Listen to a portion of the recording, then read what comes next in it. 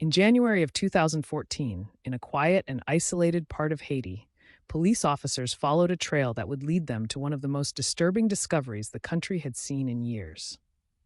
The investigation did not begin with a dramatic raid or a shootout. It began with disappearances. Across several communities, people started noticing that men who worked as motorcycle taxi drivers were not coming home.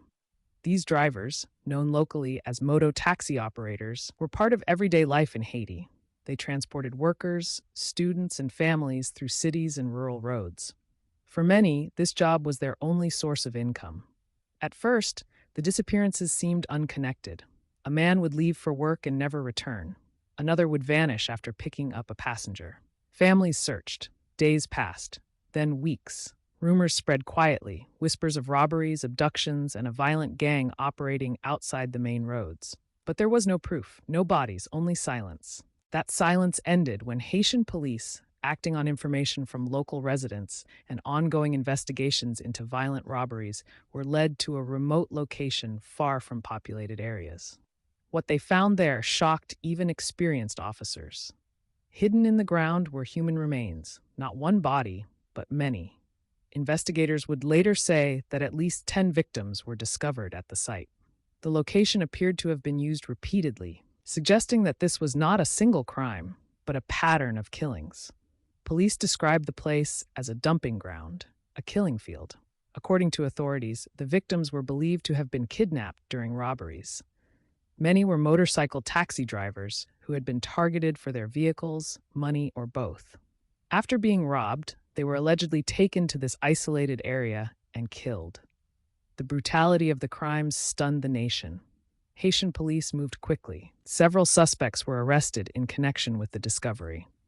Officials stated that the suspects were part of an organized criminal group responsible for a series of robberies, abductions, and murders. The investigation revealed a grim reality. The gang had operated for some time, taking advantage of poor security, limited police resources, and remote terrain that made detection difficult. For families of the missing, the discovery brought painful answers. Some had waited months with hope that their loved ones were still alive. Now, they were forced to confront the truth that the men who had left home to earn a living were never coming back. The case also exposed deeper problems facing Haiti at the time. In 2014, the country's police force was severely understaffed and under-equipped, responsible for protecting millions of people with limited manpower. Criminal gangs, especially in rural or semi-rural areas, were often able to operate with little fear of immediate arrest. Motorcycle taxi drivers were especially vulnerable. They worked alone, often at night, and were easy targets for criminals posing as passengers. The discovery of the killing field sparked public outrage and renewed calls for better protection for workers and stronger law enforcement efforts.